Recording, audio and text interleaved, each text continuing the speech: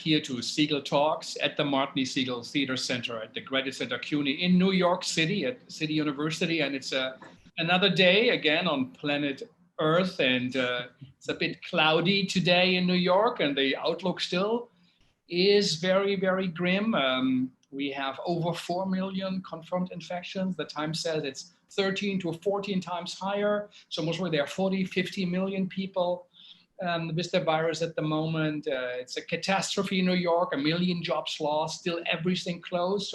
When it comes to theater and the arts, people out of jobs, musicians, technicians, light people, dramaturgs, and there's no help. That little unemployment help that the government has put out for a lot of people might run out in 10 days.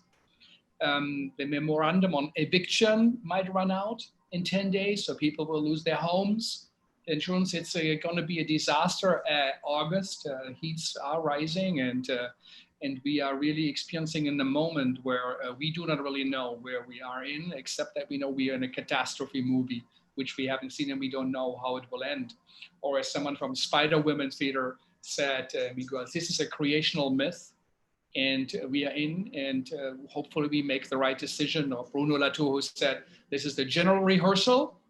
More will come if it's climate change and other stuff. If we screw this up, we are lost. So we have to use this opportunity. And we at the Segal always believe that we need to listen to artists, not only if it comes to the field of art and theater, but also in general, artists on the right side of justice, the right side of progressive justice, of the complex struggle for freedom and liberties. And we really should listen to them, and their insights are of significance, and they anticipate the future, and they really are in the present. As Jacques Rancière, the great French philosopher, said, who actually will join us next Monday.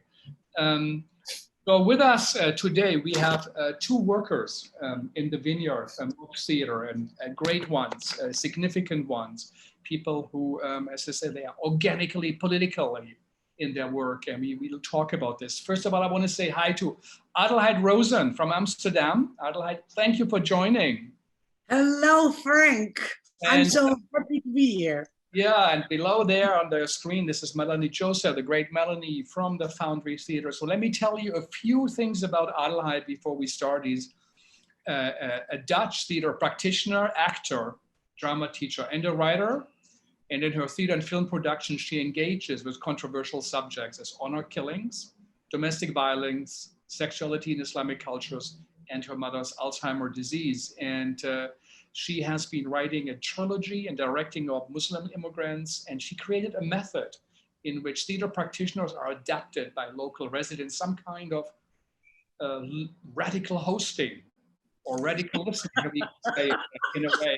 And I think it's a great idea, and people took notice of that. She also got from the League of Professional Women in Theater the International Award, a very big award given out every 4 years, I think, or 5.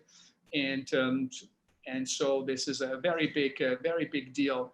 And she also was named this year Harpers Bazaar's Woman of the Year Audience Award, which is a super big deal stuff that does not happen normally for people who do such work in the theater world. So can you imagine how good it must be to get something? And with us, the great Melanie Joseph, for all of those who do not know, but we do have international listeners. She's a theater maker and the founding artistic producer of the Foundry Theater. And for over 25 years, she has made groundbreaking, significant work, socially engaged art for what she did here.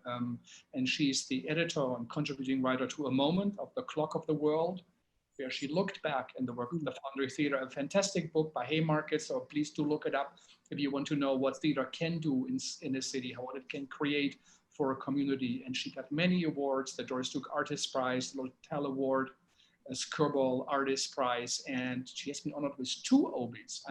Already 1 is a big deal, but 2 is something of real significance, and she really is at the forefront and always has been of contemporary theater here in New York and in America, and therefore of the world. So Adelheid and Melanie, excuse me for the long introduction. As I always say, it's all about listening, and then I talk. My name, by the way, is Frank Henschker from the Segal. So Adelheid, would be tough to know where you are. It looks like a New York apartment, but where are you and what time is it? I'm in my atelier in the center of Amsterdam, and it's 6 o'clock, 5 minutes more. Oh my 5 goodness. minutes after 6 o'clock in the afternoon. After 6 o'clock. So what neighborhood is it? And so you have an apartment and an atelier. Is it connected or? No, the atelier is next to my office. It's over there. Uh-huh. I'm artistic leader of a theater company. And the theater company is mostly women for 95%. And women from all different cultures and backgrounds. A lot also from Muslim countries. So tell us a bit about your theater company. Well, first, I'm very grateful to be their artistic leader. I tell them that I think weekly, on a weekly basis, because I think to be an artistic leader is a huge joy, because you can analyze yourself a lot. You get a lot of gifts by looking the other artists in the eyes and see if you were rude or wrong or too quick or not patient. And the feedback of that is you learn so much, because leading is a beautiful thing to learn. I think it's amazing to really find out in the end, so that you can really lead with your heart, not with your ego, but really with your heart, so that you can find the artistic choices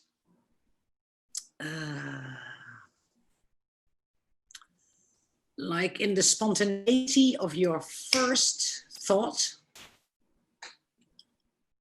So they remember me. So they remember me a lot about the first light. They remind you. Remind me, right. Yeah, right, that's it, Melanie. Good, yeah. Yes. So I think you've done it for over 30 years. How did it happen? Where were you when the Corona crisis hit? How was that in Amsterdam and in Holland? How was the experience? This is a good story. Well, we were actually like nervously laughing, because the evening before our prime minister said on television, we have a lockdown. We have in Holland it's called an intelligent lockdown. So also you have like an own responsibility. So if you have to go somewhere, you can go somewhere. So that is a nice space, actually. And the evening before, I was rehearsing for a huge performance I was going to make in December in the Main Hall Theater. It's called the Doulas of the city of Amsterdam. It's a bit like, I brought some.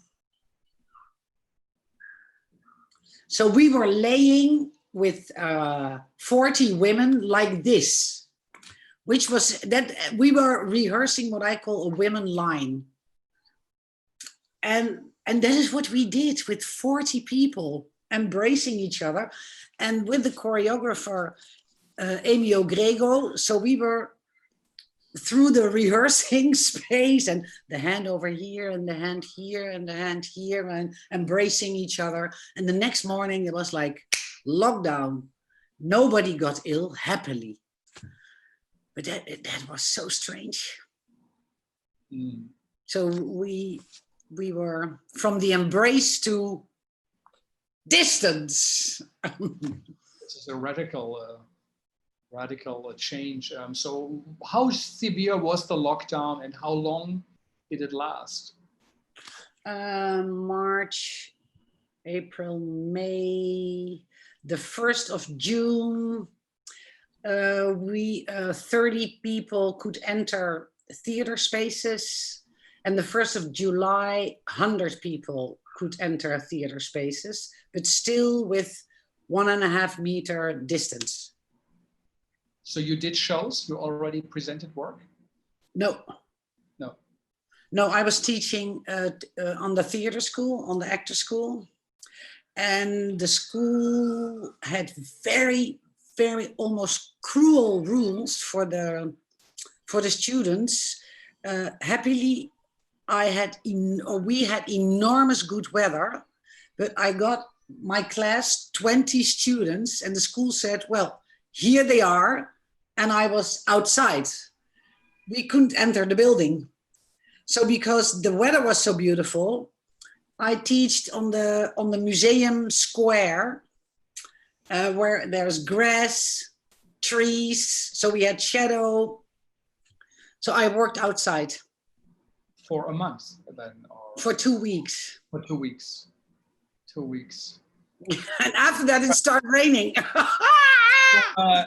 Wow, Melanie, and when you I want to add something, Frank, to your question, is that the piece that Adelheid is working on, that was supposed to go up in December, no longer can, has 80 people in it. So since there's only 100 people allowed in the theater, she already had 80 people before any lights or any, you know what I mean? So incredible, just unimaginable. 80 performers on a week. But Melanie, when you heard, or we were, you know, communicating about many other things, you've been such a great supporter of our series, made many great suggestions. How great was the Karl Henkert Wax talk? I don't know if you had time. I didn't get to listen because I had another Zoom call. So significant. But I will, of course. I heard it was fantastic. Yeah.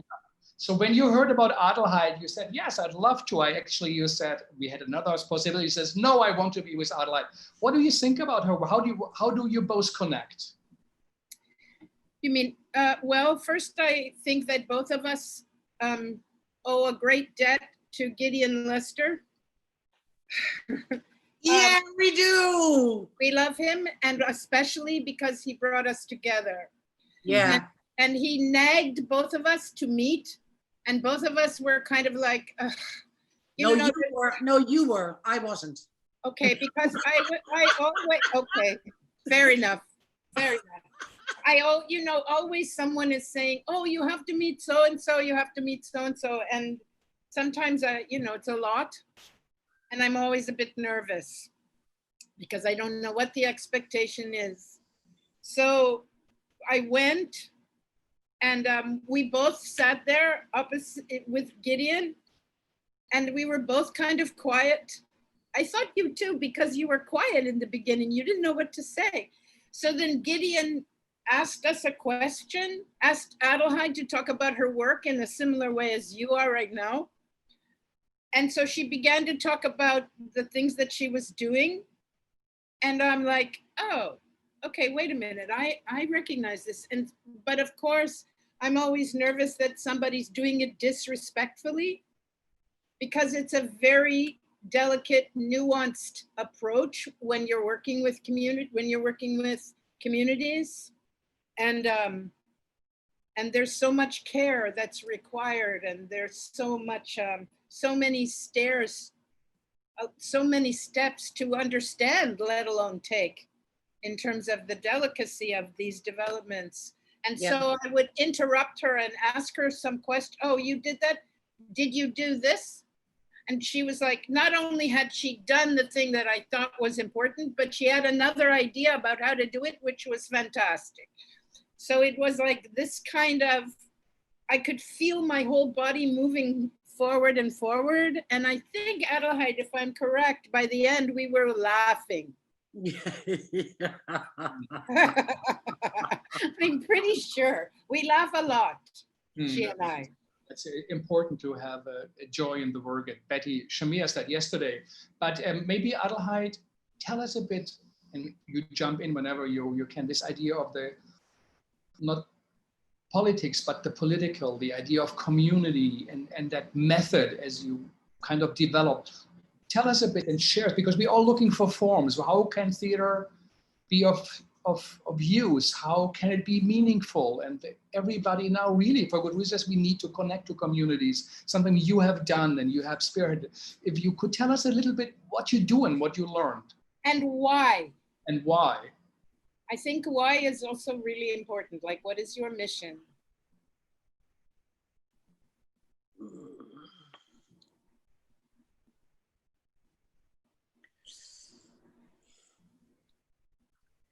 Well, let's say I went to art school. I was raised what I call, by my mother, what I call in a military regime. I had no fantasy of if I ever could escape that. I called it a jail. I was used to it, so I didn't know the difference. I only felt it sometimes when I visited friends, but I never thought I would end up in art school.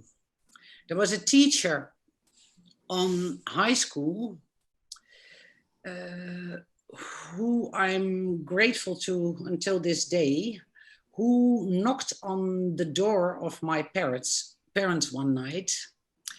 And of course I couldn't hear it, but a week later he called me after school and gave me some flyer material of art schools and dance schools. And well, I think I threw them away, like I can never take this home. And after my high school, but it was a light. After my high school, I started to study French because my mother still had me, let's say, in her control.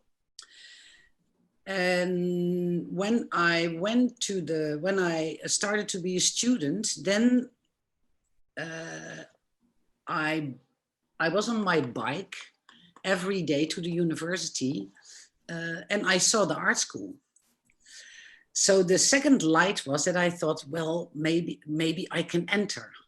And well, and so step by step, I did auditions, and I was accepted. I didn't tell my parents. So the first year I was hiding it. It was like a secret. And when I entered the high school, it was like the jail broke open. So I was not educated with artists. I was not educated with examples. I had my curiosity and I felt like a playing child. I couldn't believe, I really couldn't believe that you could play with everything in classrooms. That teachers were like having a dialogue with you, were asking how you feel. I mean, like how you feel, how is your heart, what do you need? You know, like, do you need space and time and an embrace? I couldn't believe it. So the 4 years in art school were for me like, yeah, really heaven. And I think from how I was raised, and that is still what I do in my work now, I see the whole world actually as a quite small place. I know it's huge, but it's like all the people in the world fit for me on what I call a schoolyard.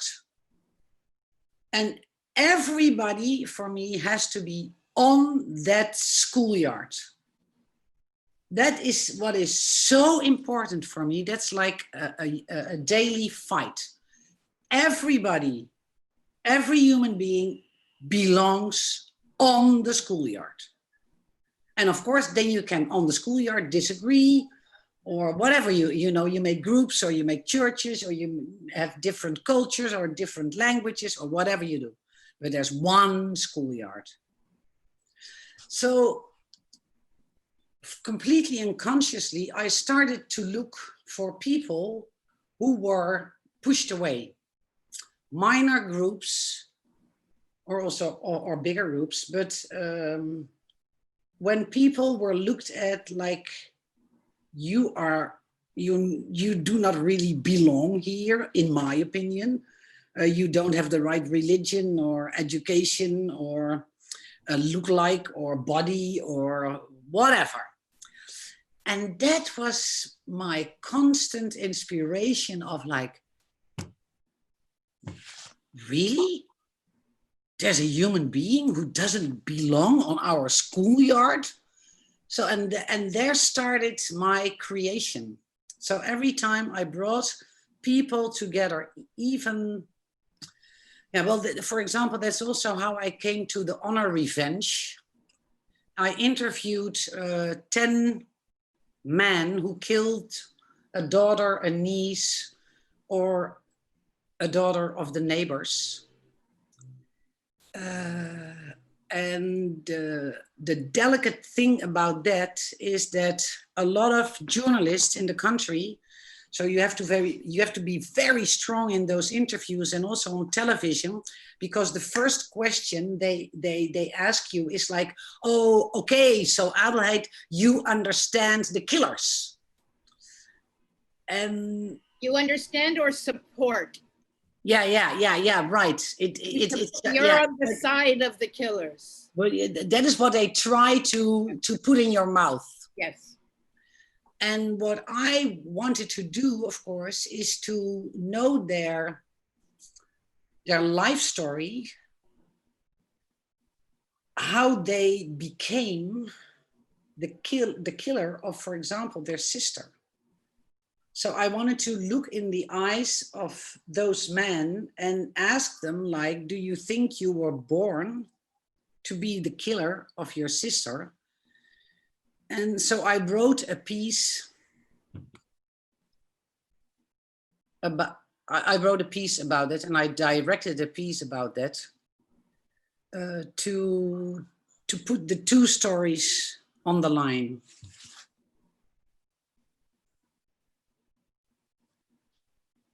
So my heart is always, I'm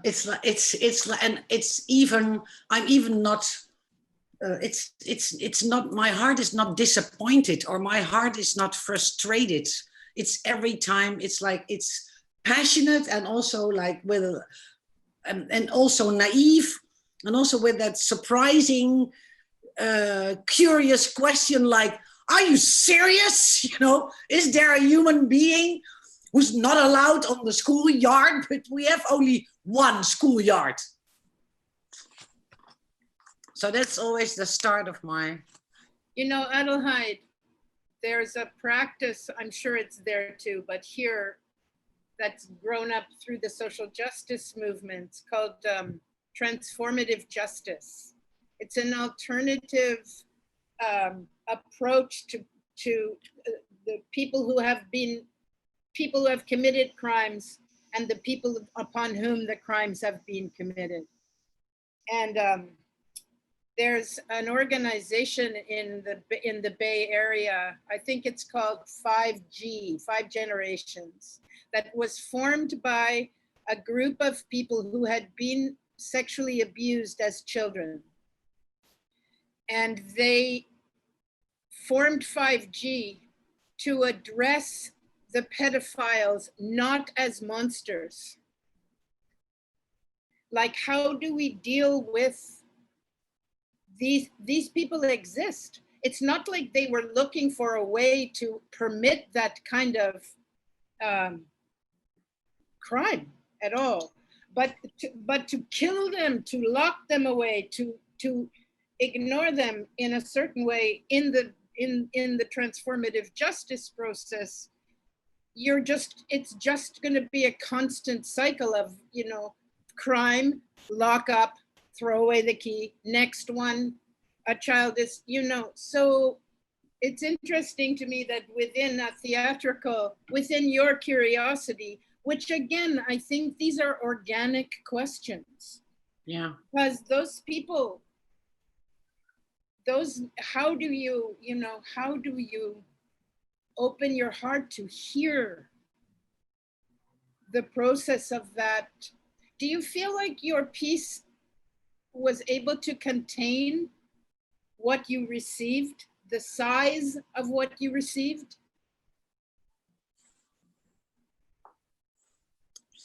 Yeah, I had one. It started, it came there. And that was, that made me very happy. It started, I was guest in a talk show on television. And for example, they added a woman who was from a right-wing party, who worked on the Department of Refugees and Asylum. And I didn't know she was a guest. Oh my God. Oh, Oh, my yeah. God. Oh my God. Oh my God. Yeah, that was so.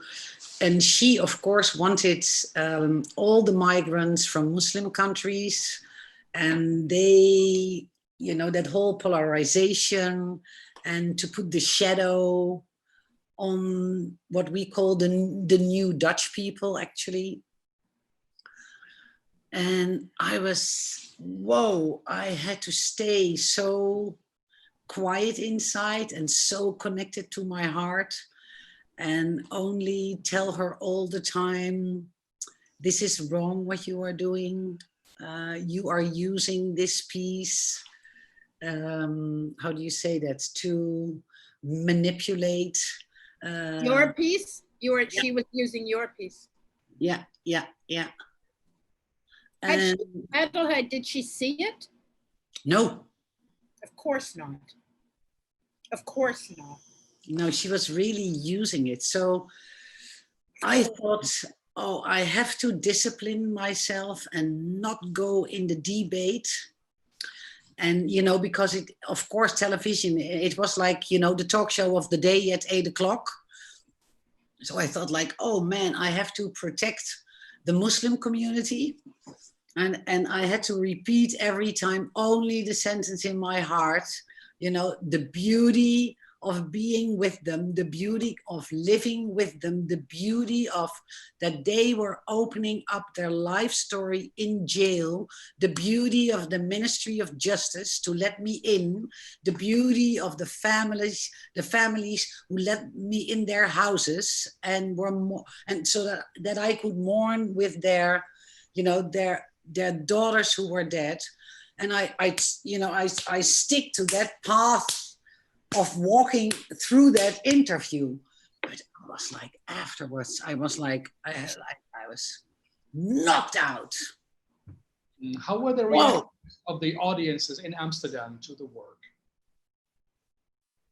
Oh yeah, that was beautiful. That was beautiful. That was beautiful. That was beautiful.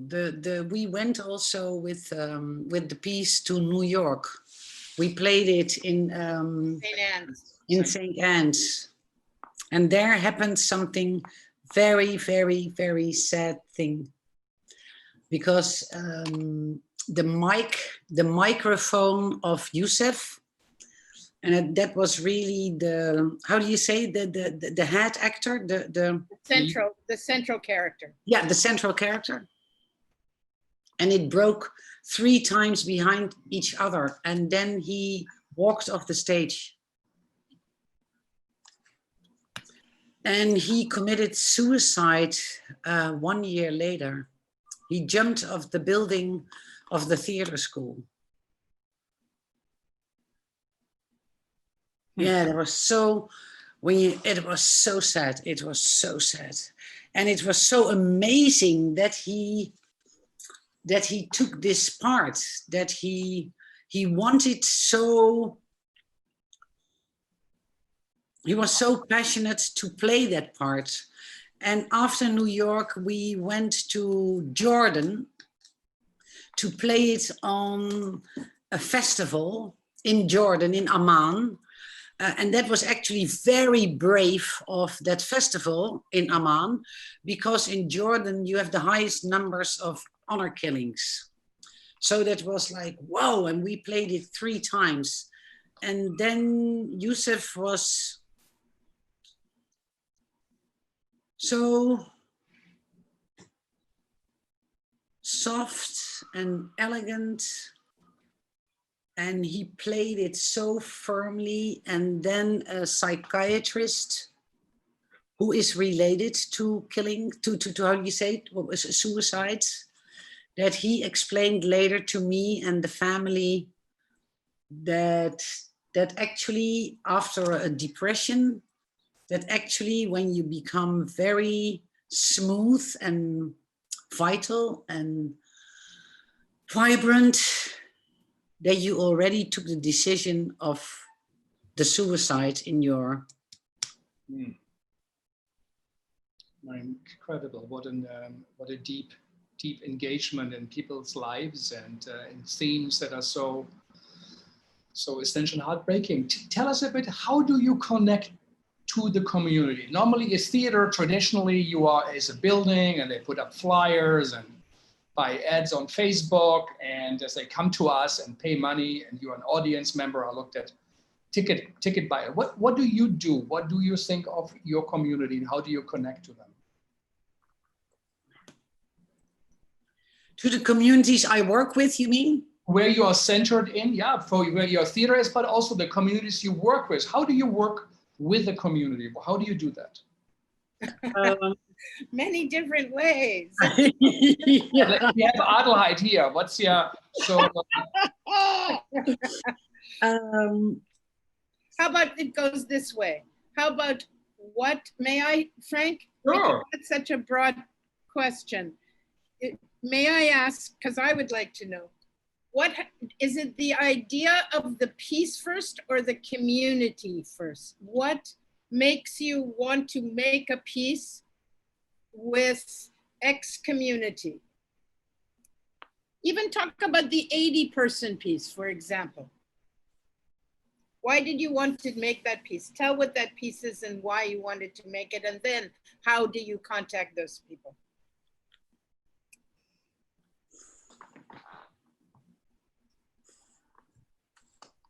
Maybe it's that light I was talking about. For me, the community feels like, can be everywhere in Holland. Can be in every city, in every district or neighborhood, in every street, in every house, in... But you identify specific communities for specific pieces. I don't mean they all live here or they all look the same, but for example, you made a piece about honor killing. So of course you're going to be connected to the Muslim community. You made you're making this doula piece. So you're communicating with all these doulas all over so that's a community of people. What comes first, the idea or knowing the community and then wanting to make that piece?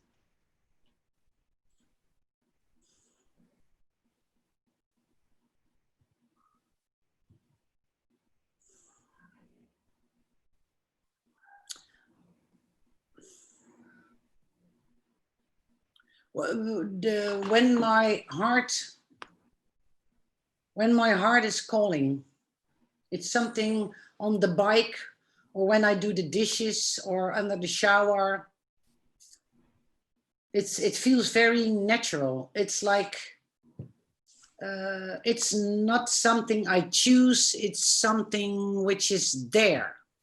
Okay, and it identifies the community that you're going to reach out to? Sometimes I know the community, sometimes I don't. Sometimes it's, I read it in a newspaper. Okay. Sometimes it's, I'm getting angry or like, sorry, I beg your pardon. Yeah. You know, and then I remember the name or I write down the name and I start looking for the name and... So it does start with you each time. I'm just double checking this. Okay, so then how do you reach out from there? What is the process of reaching out to strange people you've never met before? I jump on my bike or I take the subway or the tram. And what Frank already mentioned in the beginning, the adoption method is something I do that now for 15 years, I think. So I really park my bike and I'm shy. And I learn all my actors to stay connected to that shy feeling and not walk over that. Not building an imago, not building yourself, but be as vulnerable as you are. That's part of the method. Be as shy as you are, be as stuttering as you are, and really, and then ring a bell and ask for a tea if you can come in and sit on the couch and share your life story, and then ask if you can stay and overnight. Frank, isn't that amazing? That is amazing. That's a community outreach, yes. Right? Like that's what you call outreach. I mean, when we did Open House, which was the show that we had to do in people's living rooms. Right. Right? Like you have to ask, there's so many stages to it. You know what I mean? Like you're going to be rehearsing in their house. You're going to ask them to participate in Aaron's piece. We asked them to participate in the show. Yeah. You have to make site visits to we have to make site visits to the living rooms to see if actually we can do it there. Like the interaction was so amazing, actually. Yeah, it's so beautiful, isn't it? It's so beautiful. I mean, we didn't sleep over. I wish we had, but this is New York. I'm not sure. I don't know, Frank. Different, yeah. It's a little bit different here, or it's a lot different from Amsterdam. That said, it's still a huge request to ask to sleep there, but it's also a huge request to say, we want to make our show in your living room and we want you to be in it. Yeah. But that is what we share, no? Yes. That is what we have together, and that is what we didn't know, and that fabulous Gideon knew. Yes. Because I never met on this planet somebody who did that. Well, it was really, I wish that my colleagues that were part of it with me were sitting here right now, because we met some extraordinary people. Oh my God. I was working then with Sundar Ganglani, and he met this woman who was I think she was a Near Eastern archaeologist. And she lived in an apartment on 5th Avenue with her husband on 5th Avenue. I'd never been in an apartment on 5th Avenue. It was my first time ever. And she was brilliant and inquisitive, and oh my God, she was amazing. And that was the apartment we let the New York Times come to review the show in her apartment. Like that was the other thing, like, anyway, I mean, we did the show in their homes. I mean, I think you should talk a little bit more about this adoption process, because it's a much longer engagement for the actors, and then what happened after. It's important for people to know that we have very different practices of what we do that is the same. So maybe talk a little about what the adoption is, and then the piece that grows out of it. The first one. Yeah, I start, for example, the last I did of this piece. Well, I first made this piece for the first time, and I didn't know I would, let's say, repeat it. But then what you can call the structure of it, or the blueprint of it. But take us to the first one.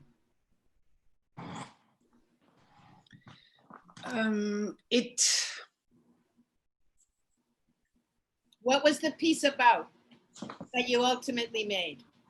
Okay, it started also by and you know, what you just asked me and what Frank asked me too, like I read something about the neighborhoods and the districts, and I thought, okay, when the Queen of Holland or the Mayor of Amsterdam is receiving international guests, they go every time to, let's say, 4 or 5 places in the city who are beautiful museum, canal boats, or, you know, and I thought, and why never to a neighborhood in Amsterdam East? So I wrote a letter, I'm always starting with that. I wrote a letter to the mayor of Amsterdam and said, like, well, when there are children are born, all the family is coming, bring presents, and I don't know how you call that in English, but it's like the first visit to celebrate the baby. And then the baby will become part of that family and that community around it. And I said, we have like 12 neighborhoods, and nobody ever went there to celebrate and make them a part of the city of Amsterdam. On a day they were there, but they are never shown to international guests. So what will that neighborhood feel, you know, when there are important guests coming and we only stay in that fucking little city center? And of course I got a letter back which was saying like nothing, and you know, and too bad, we're still going to stay in the city. Yeah, and from that idea, I thought of, okay, I take what Amsterdam is calling the most, let's say the highest criminal numbers and the most poor neighborhoods, and like very far away, you know, like nobody dares to go there, da-di-da-di-da. And that is that is Slotermeer. And this is Slotermeer. So But how did you meet the people in those neighborhoods, please? Like literally, I go with my research team on the bike. We go there, or we go with the tram, and then we say, okay, you take that street, I take that street, and at the end of the day, we meet.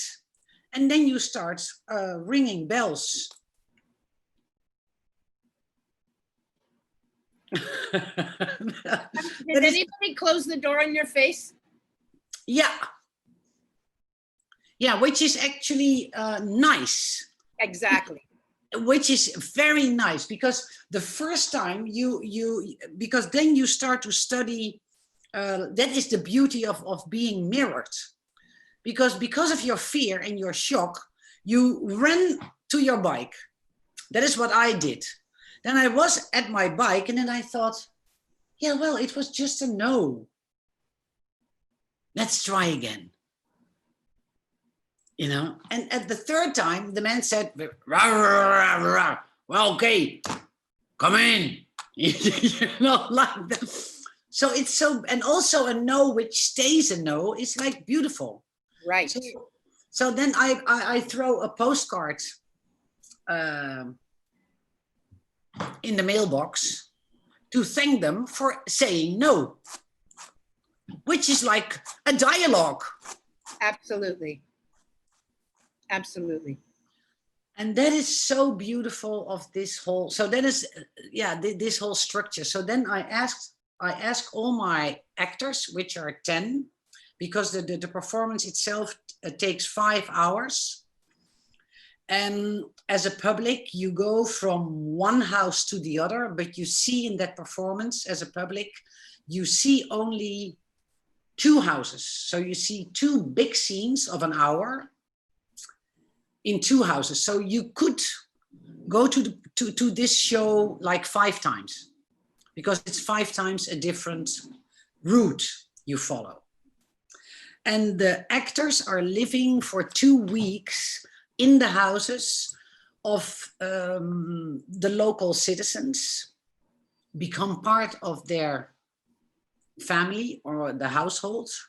And from that, what I call that,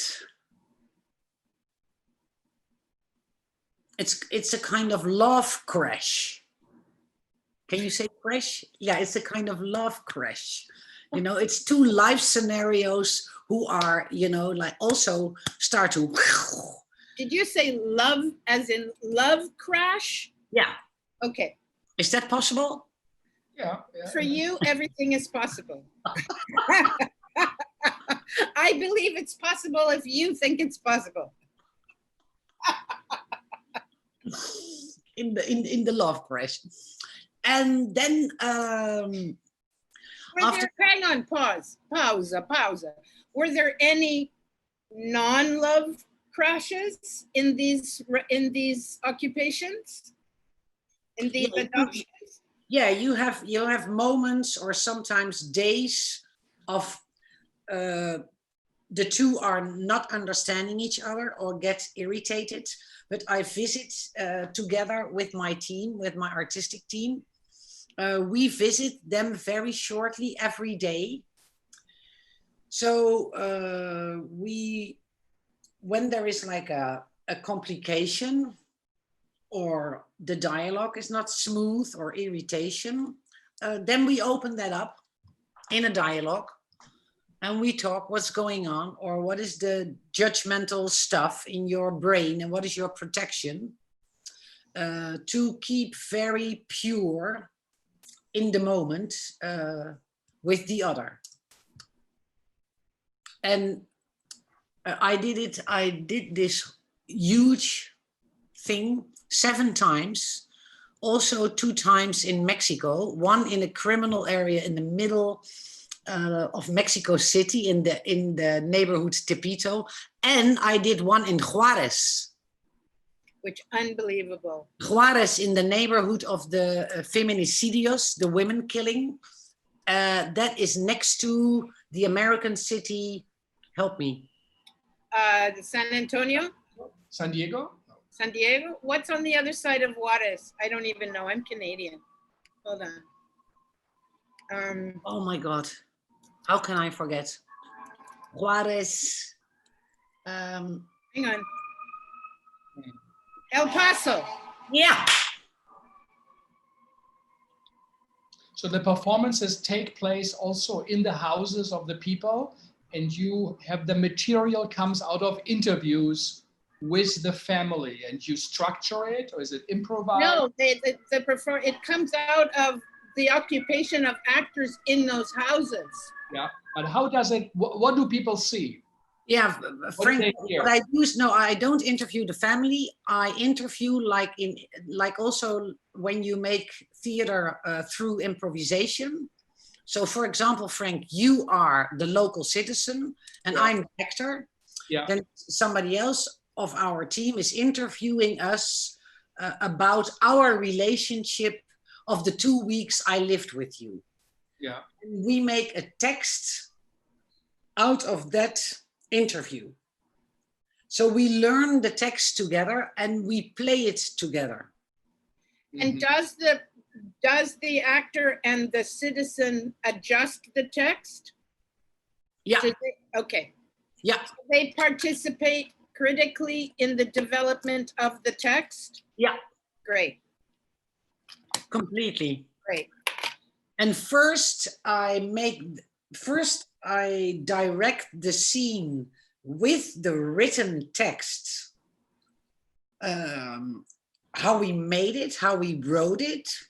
And after a week of playing, they are free to improvise with the text. But first, I really, as a director, I really want them to know and to be very sure what is the dramaturgy, what is,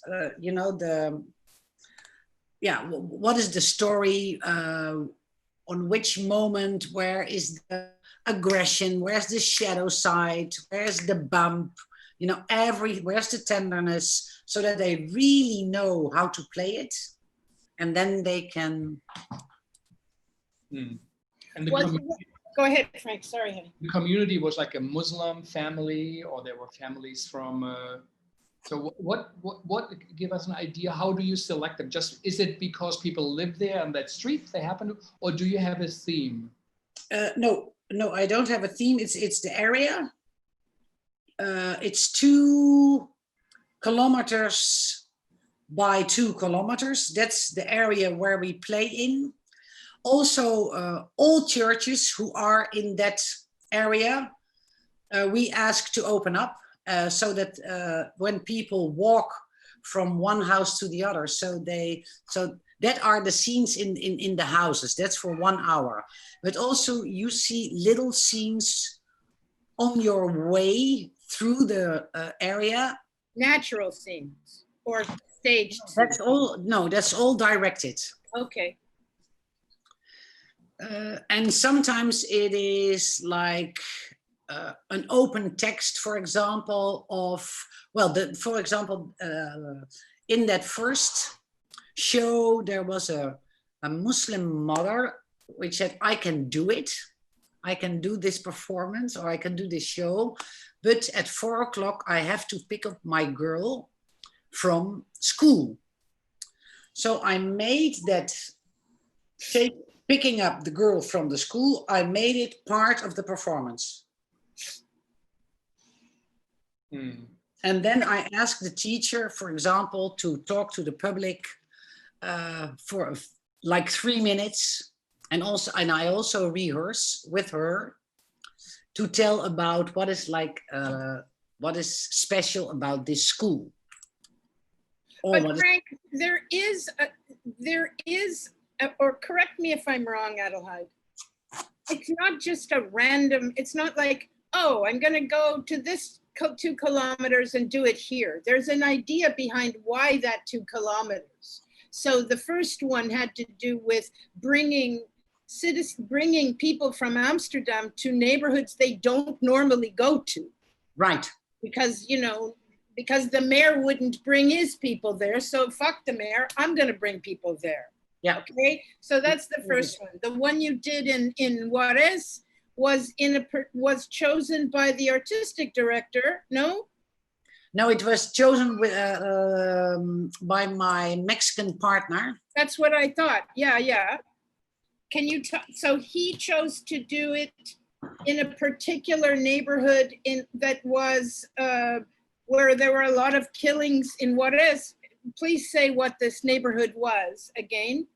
That was about it's what is called the feminicidios, and that is the killing that was like worldwide in the rank of 1, 2, 3, where women were killed in one city. So it is a particular, there's something that to be explored. Yeah, and that is, Frank, you were right about the theme. So Juarez, for example, was about the theme. And the last I did in Holland was in the city of Utrecht. That was in asylum center. That was for the first time that I worked together with an organization, like a building with refugees. And that was for me like new, because then I wanted to, so all the actors were living in the asylum center, which was a huge job to get that done, on forehand. Totally. Yeah. Totally. Do you feel, Adelheid, that what you invented or what you found, this method of working, is that something in that COVID time we live in, where we rethink our theaters? Every theater in the world is thinking, what are we doing? Is it something that could work as a practical solution also for small work? But also, do you think, is that what every theater should be doing? During COVID, you mean? Is that, yeah, during the time where we cannot play in big houses, So what you did there in small performances in apartments is a possibility as a form.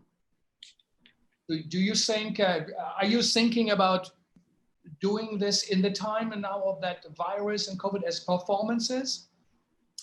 Yeah, because that's very nice that you are coming up with this because Ola Mafalani, she's a director originally from Syria, and she's a friend of mine. And she said to me 2 weeks ago, I didn't think of it yet, actually, but you did, and she did. And she said, like, hey, you actually, Adelheid, you have a COVID proof performance already there. This grid, this blueprint, this structure. But it wouldn't be here. It wouldn't be a natural structure for here. People would be way too afraid. Who knows? How many people come to the apartment, to the show? The maximum is 120 per day. Oh, so you have difference, but how many come in at the same time? 5 people or 10 people or? Well, that is, we have 12 in 10 houses. And then we also have 12 young boys from the street. Sometimes also the criminal ones who walk with a, I don't know how you call that. We have something around your ankle. Yeah. It is electronic cuff or whatever. Yeah, and I like them very, very much. And yeah, they are wonderful guys, and they are also very happy because they have also debts. Do you say debts? Or they have to pay money because debt. Just think DPT, yeah. Debt, and so when they work in the performance, they can pay that back, and they drive the public. So I make beautiful choreographies with them because they have to drive 5 hours. You know, they're working very hard. So they pick up public here and they bring it to there, and they pick up there and they bring it to here, and they drive like crazy. And that is also something I love, that the public is in the first instance a bit shocked. You know, because they see like it's also a sound. They drive with 12 and they enter the street and then they line up, and then the public in Holland was also the first time very honest, because they said, oh, I was so judgmental. I grabbed my bag, I grabbed my phone. I thought like, oh, this beautiful performance. I'm in a neighborhood, and now there they are. They're gonna kill me. And then they were so gentle and sweet. And in Juarez, Daniel Jimenez Cacho, remember this name, the Mexican actor and director, Daniel Jimenez Cacho. Sometimes you have like miracles, and that is also why I will be grateful to Gideon for meeting you. You know, that you meet someone who feels like soul family and you cannot imagine it's true. That what happened between us, that also happened with Daniel in Mexico. I did a workshop. I gave the workshop about this show. And he was translating me, and I do not speak 25 words Spanish, but the whole flow of the man. So after an hour of teaching, I was teaching and he was translating. I said to him, man, you know, like whispering very quickly, man, you're my brother. How do you know me so well? It's, you know, I felt it. And with him, I had this beautiful co-producer, this beautiful man who, you know, we were together, the artistic team, and on a day he said also, he's so funny, he's so intelligent and so funny, and he was grabbing on his, okay, he says, Adelheid, today will be the day. Today we go to the motorcycles because I know you need 12 motor guys to drive the public. And I only know a criminal group, but that's in Mexico something different than in Holland. So prepare, lady. And he took me there. He took me everywhere. And they did. So I had, for the first time as an artist, conversations with the head of that criminal group. And then I started to deal, you know, it was really dealing. Also with the father, that was also so beautiful. A handicapped son of a mafia father wanted to be part of the performance. And the father was handling drugs. And that was in his house because the guy was handicapped and he was in the bed and sometimes in a wheelchair. And the public was, we had to, the dialogue with the father, and we had to reschedule our performance because the father was saying, yeah. Well, between 11 and 1:30, I do business here on the, you know, on the street walk or on the sidewalk. So nobody. After that, yeah, after 2, yeah, well, you can come. So, and I had to make a deal with. That was one moment I really shivered. That I made also with those guys, but they were older and they were driving on bikes. They were like huge motor bikes. I was working and trying to make the lineup. So sometimes you are shouting, no? Because it's like they are very far away and sometimes they are joking or not hearing me, and I had to make the lines up for the motorcycle. So I was like, guys, listen, you know, like how you direct. Yeah. And then on a certain moment, one guy came up to me, the boss. Having that slow, I was like, oh, no Daniel in the neighborhood. I was like, oh my God. And he was complaining about my behavior, you know, about raising my voice. And of course, and then I thought, oh man, of course, that is like, he's like the chief and he has to stay the chief. So I said, okay, can we do let's make one, you say not appointment, but one rule between us.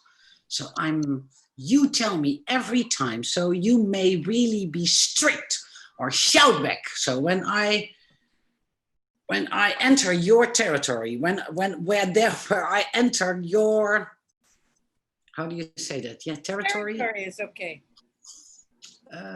Territory is fine. Yeah, then you have a code word for me. And then I use that same code word for you. So you are the chief of the territory of the motorcycles, and I am the chief of the art. Because we have to work together. So we both have our territories. And he went, agreed. And then he walked back. But Daniel... It sounds like, I think, Joe Papp, when he did his first Shakespeare in the Park performances, had to negotiate with gangs who were holding the territory in the parks and actually gave them jobs as, you know, people who were ushers or for security, and it helped to change something. So there is and now the Central Park, of course, you know, looks so very different. It was the very, very beginning of a turnaround next to these 5 women who said, we have to change New York City parks. So Adelheid, what do you believe that your theater can do? What your art, your intervention, from your experience of 30 years, what did it do? What happened? And what do you think it can do? It's what you said yesterday. What did I say, sweetheart? You said you give people space to have their voice.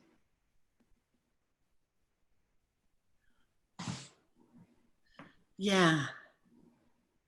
On a very late moment in my life, I understood the metaphor of the fairy tale of, is it Cinderella, who goes to the ball, and the other one, it's called Doornroosje, with the Sleeping Beauty.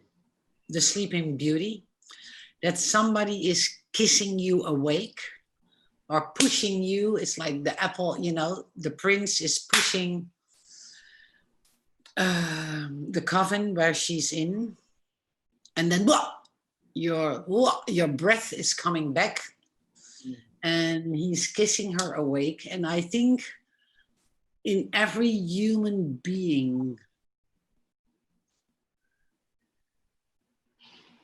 there is such a beauty.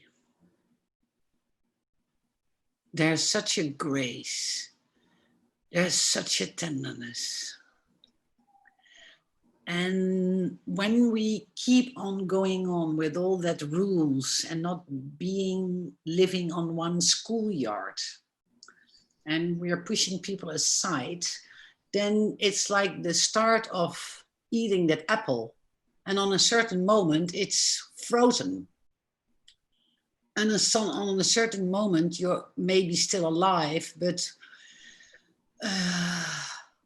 you cannot breathe well. You shiver. You are neglected. You are you experience yourself as 10% of your vital being. And I think my work is what I mentioned many times in interviews. It's like kissing awake. We kiss awake each other. Or we are awakening each other with a kiss. The whole adoption method is about that. The whole artwork is about, oh, the apple is out, and giving the voice back. And then at once I see citizens only with beautiful, talented beings. Not so difficult to see, actually. Beautiful, strong persons who are like, only because they are called minor people or whatever they are called. It's to cry. It's really to cry. It's incredible that we live that way. I have it every time. It's like we have this. You know, we have this. We could make this. And we cannot see the beauty of another person.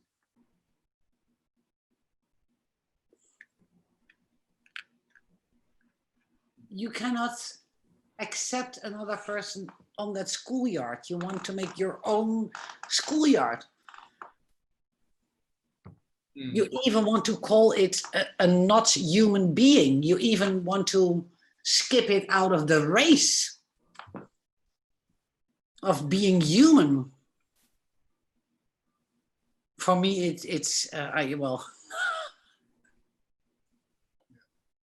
I made a performance with it. That was also like a,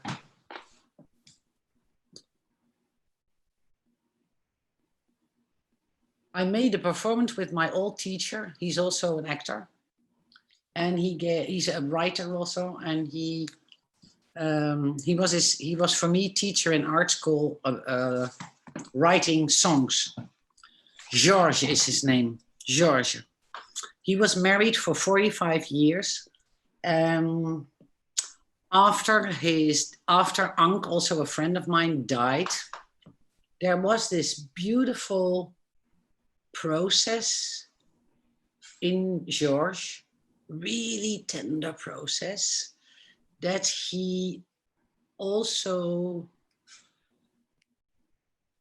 connected with the love in his heart for boys. And then he started, and he was like 70 or 72. And he started to call, or by internet, making appointments with the escort service. and inviting boys at his house. For me, that was like, I tell it so slowly. I had to do that in Holland too. I tell it so slowly because I was amazed by the beauty of it. I was amazed by, I knew George for so long. I knew his love for Ank. I knew them together so long. And then that a life is in transition, and that George was for me like such an adult spirit that he could step into this new landscape. And then I said to him, and that is, Melanie and Frank, how it goes. I was drinking coffee with him. And then after this story, I said to George, okay, you are receiving a visit every week that's new in your life. In that same period, I went to my mother every week to pay her a visit because she had Alzheimer and lived in an, how do you say that? In a care home, elderly living. Yeah. It's fine. And then I said to George,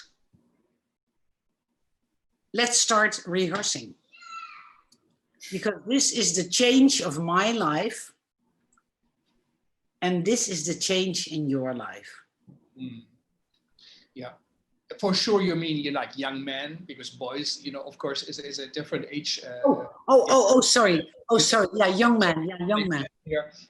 But yeah, so it is really to open up, to see reality, how it is, to find truth. And Melanie, we're coming closer to the end. What do you see in the theater of Adelheid, where you say, this is a solution, this is a form, this is something we have to take very serious, because it's radically different. Going at someone's door, ringing the doorbell, say, can I live with you? Can I make a show? Can I make a, depending on dialogue that happens between you and the others. It's the most opposite of a revival of a Broadway musical you can think about, you know. So what do you see in her work, and what do you think can be learned from it?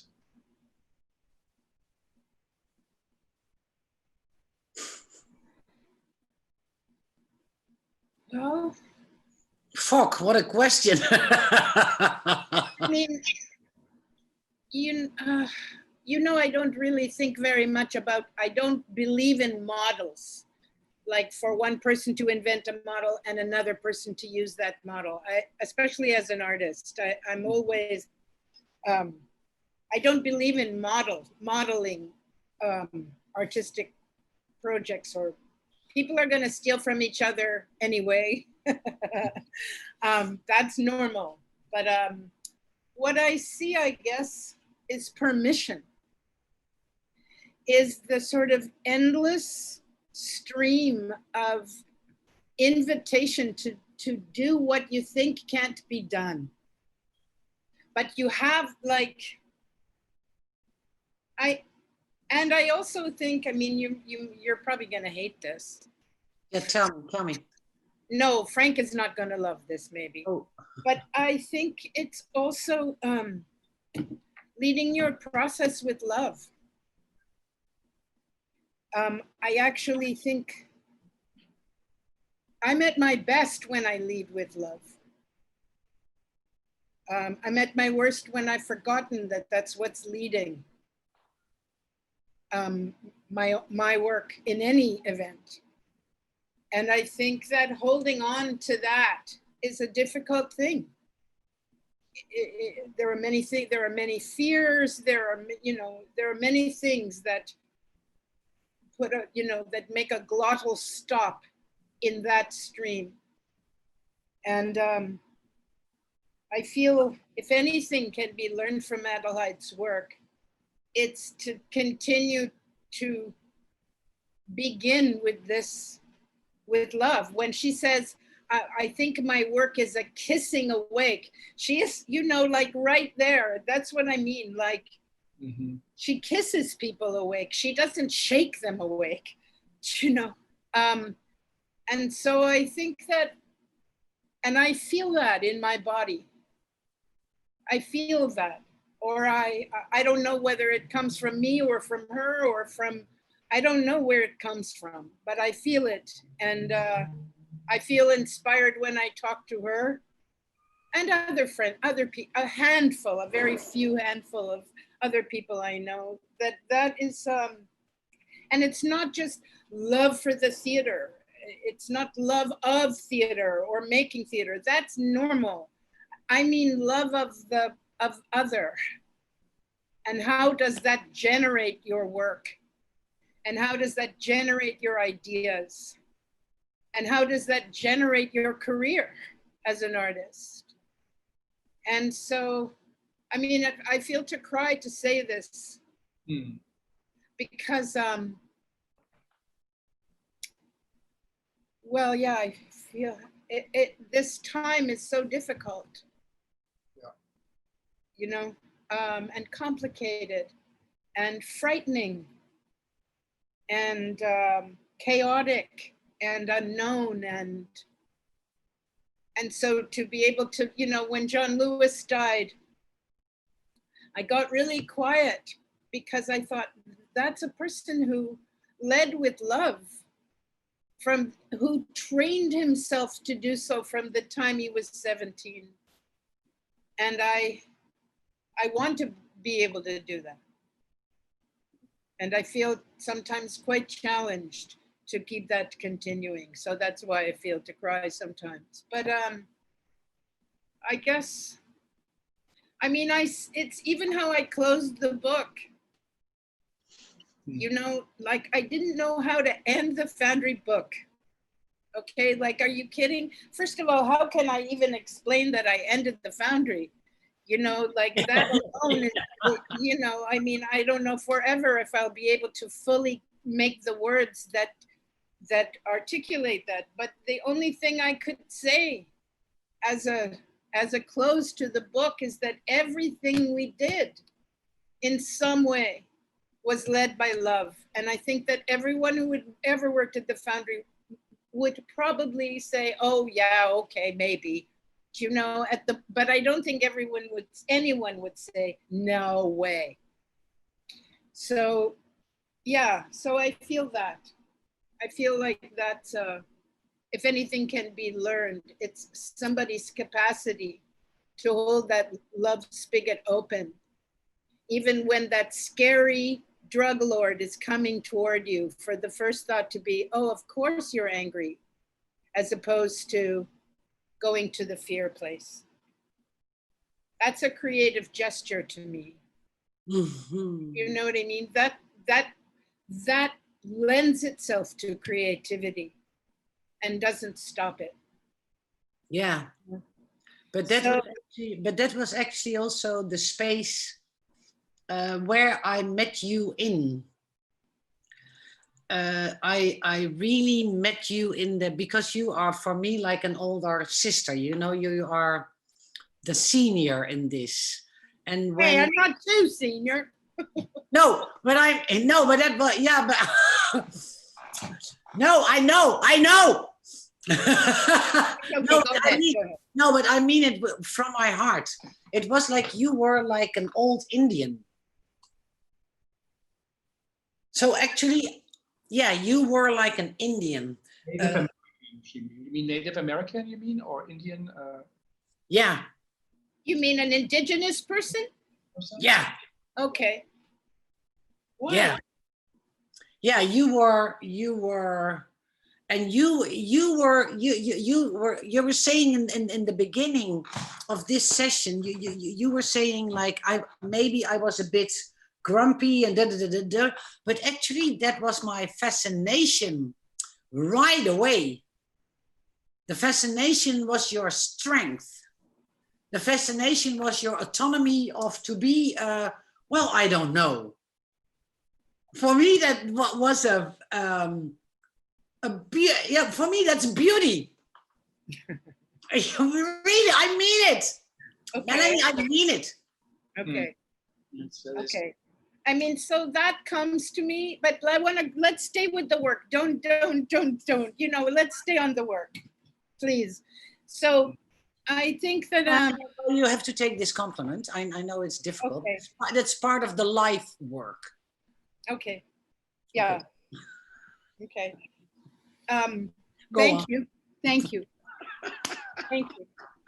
I mean, I think, Frank, what I feel there's so many things that I wish I could talk to the whole world about today. Like the whole world. I've always said this, I wish I could have a conversation with the whole entire world about how we make this world, you know? And I think that these are really, I love, who spoke from Spider Woman? It was Miguel and her sister, both of them. So whoever said that we are in a creation myth, I couldn't agree more. I feel really inspired by thinking of that. And so I think that how we think about theater, I mean, I guess for me in a certain way, it's how do we think about love first? And how do we think about relations first? And how, especially in this country now, okay? And how do we think about, how are we approaching the change that's been asked of us in you know, how, because for me, that's how you know what theater to make, not what we're going to do during COVID, not what theater we're going to do during COVID, but what questions, what wondering we can present and offer each other during COVID. And I think the one serious question is, how are we going, you know, I'm very concerned about what's to come financially, because we've had help up to, you know, we've had help where in lots of countries that doesn't happen. So we've had some help, and I think we don't even have any idea how scary it's going to be financially in the coming year. And so I do think we have to start thinking about how to be practical with how to make a living and how to pay the rent and how to send our kids to school and how to buy the groceries. And I don't know that that's necessarily going to be from theater. And which doesn't mean theater's dying. Theater will always rebound. If we didn't do it for a year or a year and a half, it's not going to kill the theater. But what we do have to, I think, to figure out is how we're going to live. You know, like how are we going to financially live? And so I think we could all get jobs. Like, what are the jobs we could do in the meantime while we make things on Zoom, while we write the next projects, while we. So I know a lot of my colleagues, and I think it's also easier for me to say because I retired the Foundry.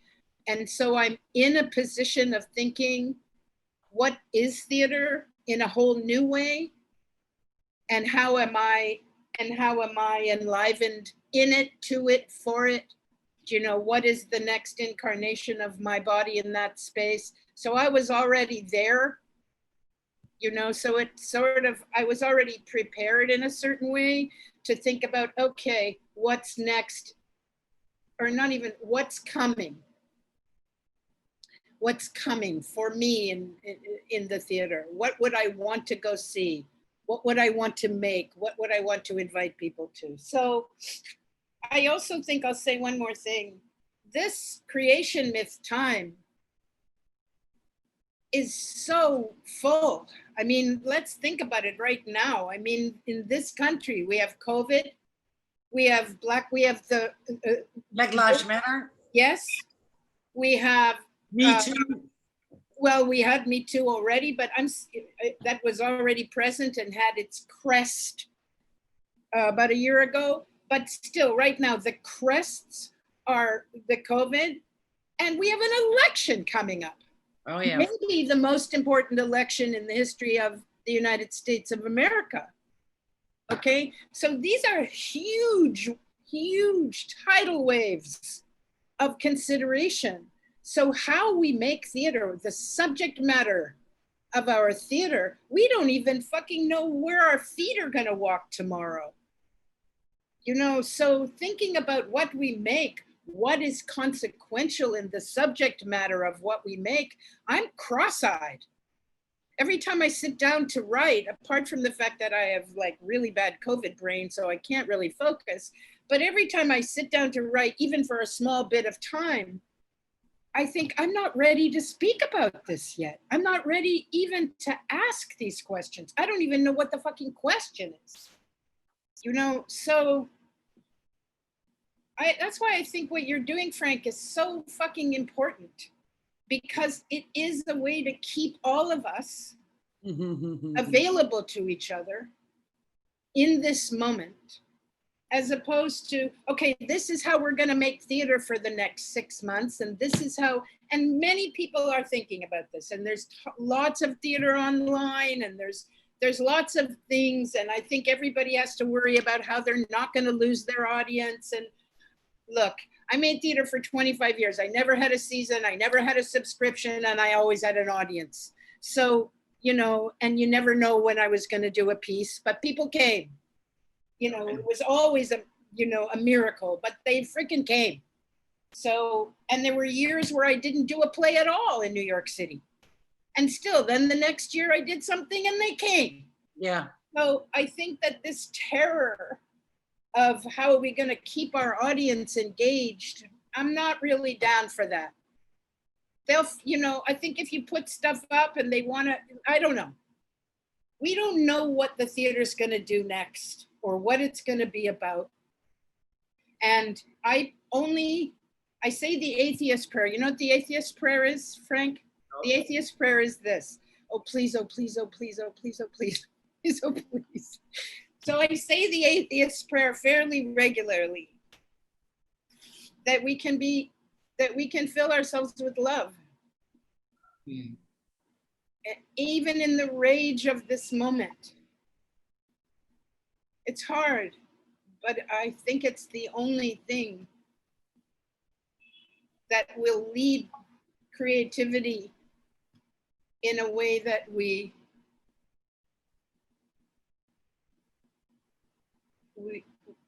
can add something to making the world.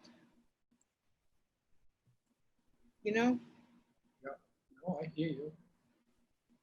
Absolutely, beautiful said.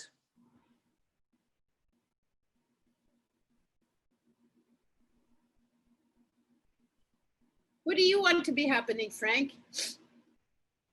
What do you want to be happening in what have you heard is happening in COVID that you think holds a theatrical rhythm in this meantime time? Because you've interviewed so many people. Yeah, right. Yeah, it's true. I mean, it's week 17 times 5, you know, that's I hope you can take some time off, by the way. Okay. Anyway, like, what have you heard as like, oh, that's great that that's happening. I'm so glad that's happening. Or... I mean, the fundamental thing is, in a way, also what you say. I think that people question, what am I doing? People really, everybody, we always did before, but there's something different. There's a different quality of questioning. There's a different quality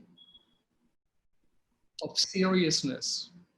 There's a different quality of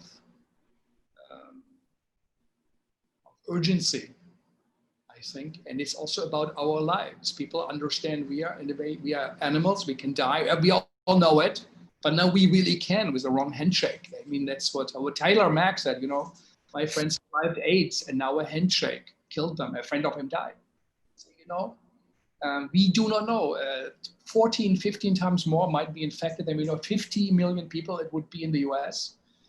And it's also becoming obvious that perhaps a vaccination might not be good enough. People lose immunity, it looks like. It might, we don't know what will happen. And Really don't. and so we have to think what's essential. And I think Melanie's thought that what is the love is, in a way, love is the answer. You know, love is something that we have to think about for ourselves. We have to change, authentic change. Saying this is what I hear through from many, like Carl Hancock said, if we don't change now, we don't make change in our lives, in our communities, in our cities, in our countries, what did all these people die for?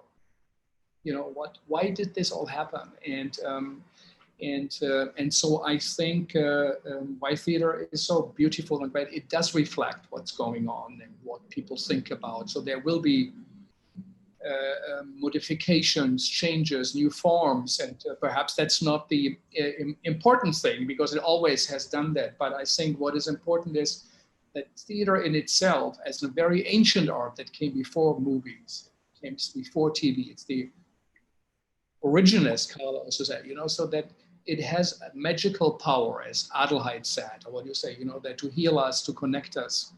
And that creational myth Spider Woman talked about. Yeah, we could say there is a country, there's the plague, it has a mad king. People have not enough to eat. Yeah, how many stories do we know? They were told like this, but there were stories. But now we're in it. But what we do is important, is of significance, and those stories we heard have some meaning. And I know there's perhaps the big change is in our world also that, you know, the famous David Byrne song, Stop Making Sense. Now, perhaps it is time to start making sense. Jenny Best, that great musician from that band The Savages, her radio program is called Stop Making Sense, you know, on Apple Music, where she said, no, we have to make sense. And we have to create meaning. We have to, you know, include the atheist prayer because that's what we do. And I think, yes, I think what I hear, it's why Adelheid's word is important. Include communities to represent the world as it is and perhaps call people to action. It's about your life, about the audience. It's no longer about the master artist that he's so great and shines, you know, so that perhaps artists take themselves out a little bit like Adelheid does. Okay, I'm more the traffic cop. You come here, cops come here, you come here, you do this. It is important that people's lives change. Rimini protocols work, the excerpts, the exports of every day, they are of importance. And if this reflects a new world, that people are in this center, what they think they experience. Heiner Müller, who's a great German playwright, said he realized one day, I wrote all these kind of Brecht plays about the social realism in our East Germany, but everybody in the audience knew more than us. We were just theater. Oh, wow. We were theater people in the dark rooms and we wanted to make our career. Totally. They knew more. What were we trying to say them? And I know, you know, oh my God, I know. And I also think, you know, I think it's so interesting. May I say something? Mm-hmm. I think it's so divine what you're saying in a certain way right now, because I think that the other thing that is being included in the kind of decentering of the great artist is also a change in the whole idea of great leaders, one leader, one person, you know, like, you know, I was committed to shared leadership for the Foundry's life and I failed, but that's okay, I failed upwards, you know what I mean? Because, and one of the main reasons I closed down the Foundry is because I was the only one leading it and I knew that was wrong for what it was, you know? Because I could feel, and I really can feel now, the shared leader, I mean, their shared leadership is proliferating a little bit around the theater now, but I think the whole idea of leadership / power is in question now. Yeah. And it's related to artists you know, the ego of the artist not being murdered, but decentering itself without losing its creative inhibition. Do you know what I mean? And oh my goodness, you know, I have to say one of the greatest things that happened to me in the life of the Foundry was when we were you know, it was always trying to bring artists and social justice communities together. And there's so much in those particular two communities, there's a lot of disconnect in language and understanding of what one another does. There's not animosity, but disconnect. And so when we were doing Fury and Pins and Needles, we rehearsed for 9 months with this community, with Fury. And one of the members of Fury, her name is Cynthia Butts. I'm still really good friends with her now. She said, when we were having a meeting with the whole company, she said, I don't think any of us knew until now that making art is really hard. And can I tell you guys, I thought I could have died and gone to heaven at that moment, just to be recognized, not personally, but the practice of art making as something difficult and rigorous by people who are not so sure that what we do matters. Do you know what I mean? For them to have been engaged in the practice of it and be able to look at us and say, you're not a bunch of fairy queens dancing, you know what I mean? Like, Yeah. that, to me, that was like one of the great triumphs. Yeah. You know? And on top of it, it was a great show. It's one of the most beautiful things I've ever seen, one of the great things I've seen in New York. I also happened to sit next to Harry Belafonte when I saw it, by the way. But oh, wow. Wow. that, musical idea that came out of a writing workshop in a union, and somehow had a great reception, even a Broadway run, I think in the 30s, to resurrect the beauty of it, the respect, and also the simplicity of it. And but the hard work that was behind it, it was an incredible. I love that show. I loved that show so much. I couldn't get enough of it. Yeah. No, so I think, we are really in a time where we have to think what to do and to connect to the people. The same way, perhaps, as politicians just see people as voters and commercial companies see people as customers to buy things, maybe also in theater. We just say, they are ticket holders or ticket buyers, and in a way to say what Adelheid said, see a person, they are people. These are people. Yeah. And Hans Hake, the German artist, and I saw that at the New Museum, for one of his projects, he traced people who came to the opening of his show in New York and said, where do you live? And wrote it down. And then he went around and took photos. And then he made a art wall, saying, where do they all come from? But how do they, and in the very beginning, in a way, had their lives. They were the ones who came to my show. So that idea that different things and saying, I'm from your life, So it's a radical thing, and one of the many models, as Melanie, of course, pointed out, and solutions. But I think Adelheid really found something that, by the way, that it's also a great model one can think about and modify. And they're always disruptive inventions. One could say, like the iPhone was a disruptive invention, and then the Google phone adapted it, or maybe Adelheid made a disruptive one, but you can adopt it. That's great and fine.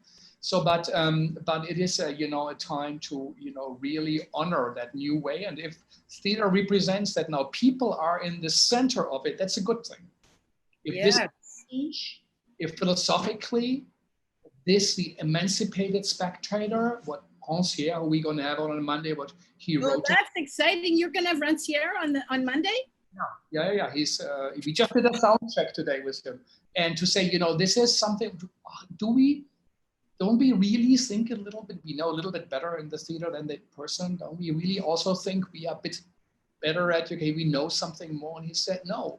That's his great book on the schoolmaster who doesn't know more than the pupil. He said, so much wrong in the world comes if we think we are better than someone else. This is the root of a lot of evil, as Adelheid said on the school year. So you don't belong here. No, everybody belongs. And that great mayor of Palermo, who was on our show, he said, people ask him, how many foreigners and immigrants do you have? How many foreigners do you have in Palermo? And he says, none. And people say, what do you mean? And all the people coming in, he says, no, everybody who is in Palermo is part of the city. I don't know what your question implies. You know, he was the one who went on a boat. The Salvini, the prime minister of Italy, said, nobody gets in more into Italy. So he went to his office, photocopied invitations from his city, went on a refugee boat, gave everybody the permission to come in. And the Italian prime minister said, I'm going to send the military to Palermo. I'm going to put a siege on the city. And he said, okay, do it. Fine with me, put me to jail. You know, so, and he's the guy who said, I saw Pina Bausch's play on Palermo. I don't know if you know it, where a wall came down. He said, this was the most beautiful thing in my life. I understood art is important. They are opening theaters. They are, you know, revitalizing something on that island which we hadn't done. They connect. And he says, our place is a theater in itself. There's a theater of a city of a theater, and the theater of the city is of significance. So things are taking change.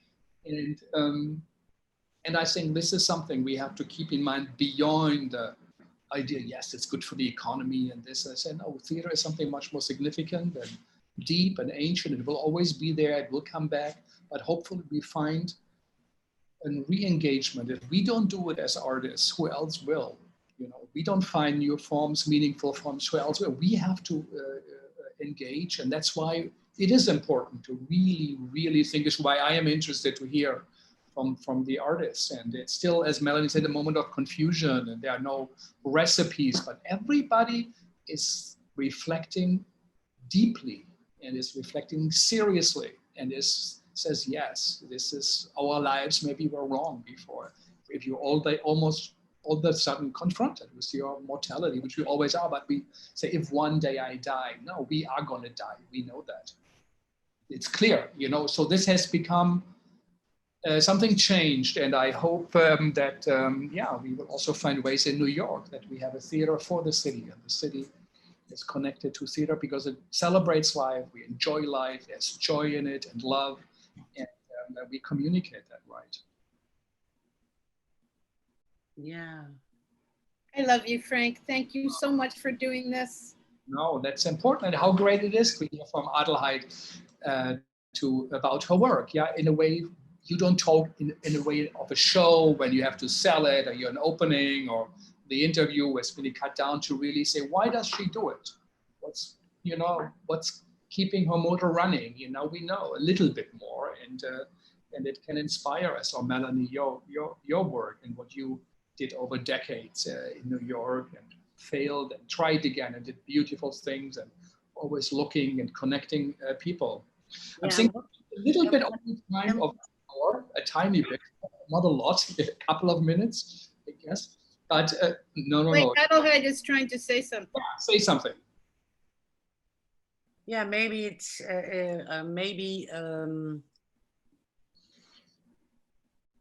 maybe I do not want to make you shy, Frank, as I didn't want to make Melanie shy minutes ago. But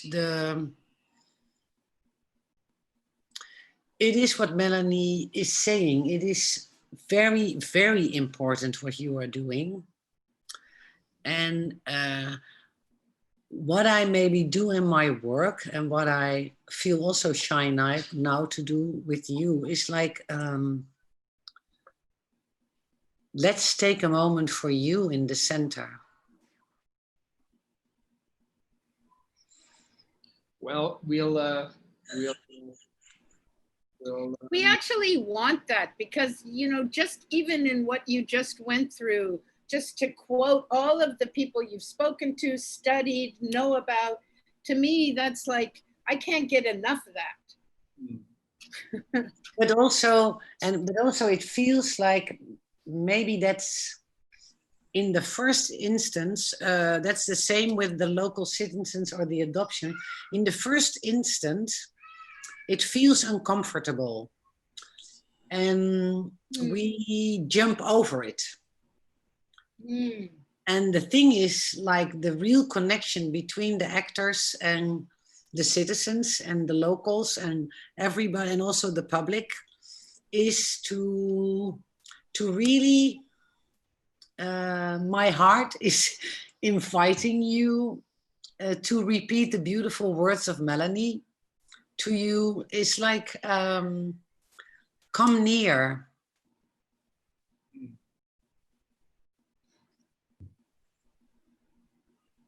Because you did it, because you facilitated it. And you did it 5 times a week. I even didn't know. For 17 weeks.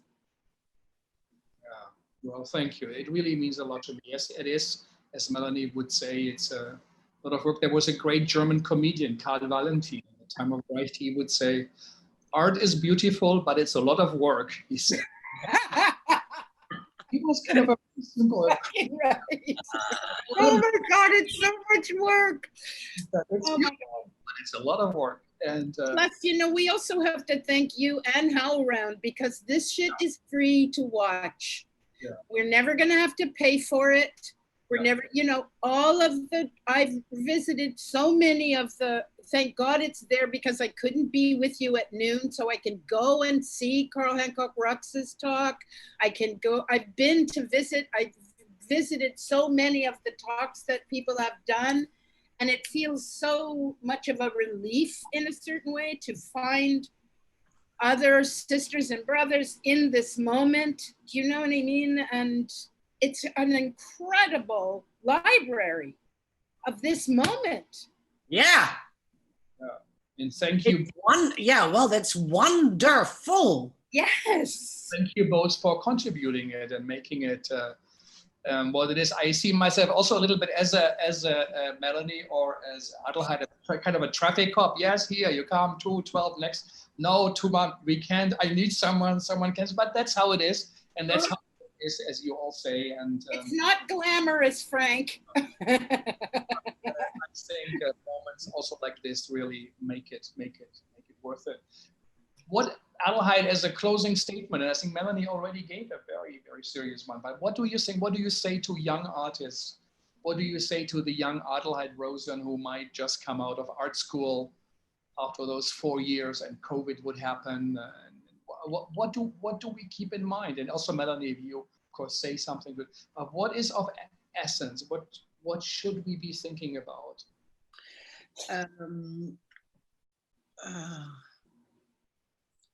Let the distance be your nearest friend, because what we have to do now is the distance is, you cannot shake hands, but shake hands is also the thing you are used to. Now in the distance, you have to honor with your eyes. So you really have to take moments on the street when you walk. And I already gave my class, so that are young actors, to make like 25 very small performances about come near, just come to me, as one sentence in the life, on a distance with somebody you do not know in the street, and make a very small artwork of that meeting. So in September, when I start teaching, every student will have 25 very small artworks, which is a reflection in a form they may choose themselves. But really take that long moment of inviting. And to do that with your eyes and your breath is much more tender than where we are used to with this, or even with this. So take that distance as intimacy. Make of the distance a new intimacy. Oh, what a great idea. Yeah. Oh, nice. Yeah.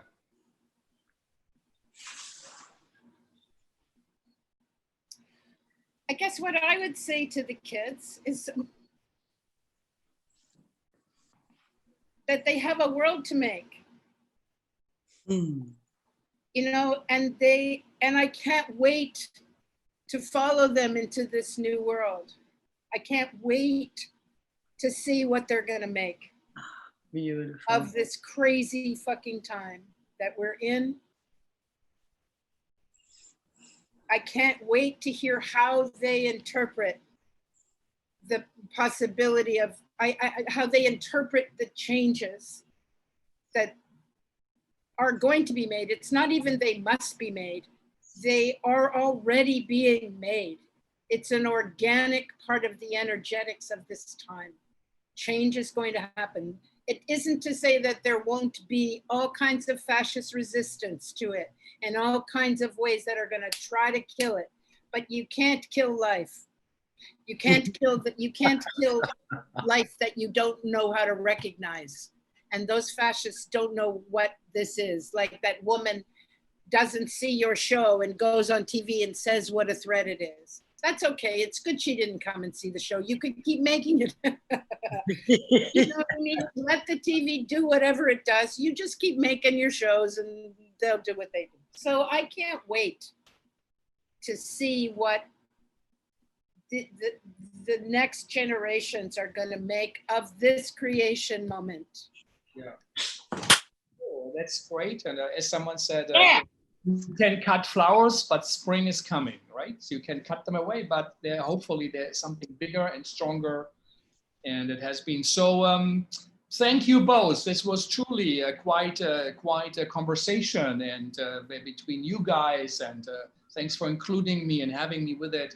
And our respect to the work which you put your life in, you dedicated your life to in countless hours and years and decades and decades. And I think people often do not realize how much really is behind it. Next to the energy and love and time, it is also an incredible dedication and relentlessness and belief, a deep belief that it matters, and it does. And so really thank you. And also you found ways that now perhaps are some answers to questions now everybody has, you know. And when we can't be in the 2,000 seat houses, what do we do? But perhaps it was never so great in the 2,000 seat houses, and we go back and learn something.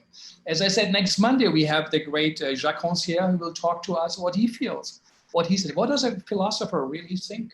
That's exciting. Someone who also is close to the arts. What does he really think about the time? The great Morgan Jeunesse, and we talked about her, and she's going to come on Tuesday. She worked with Joe Papp very early on in the public theater. She has been part of the landscape of New York theater, supported so many artists. What does she think? What does she see? And she has been right with so many things. So this will be important. Heli Minardi from Indonesia, a performance artist, will be with us and talk about the work she does, but also the community she is creating in Indonesia. And Dima Michaela Mata from Lebanon, she will talk about her work, about creating theater in a country that at the moment is experiencing a most difficult time, that's collapsing. Yeah. It really was difficult. It survived civil wars, kind of got back, and now it's collapsing. Yeah.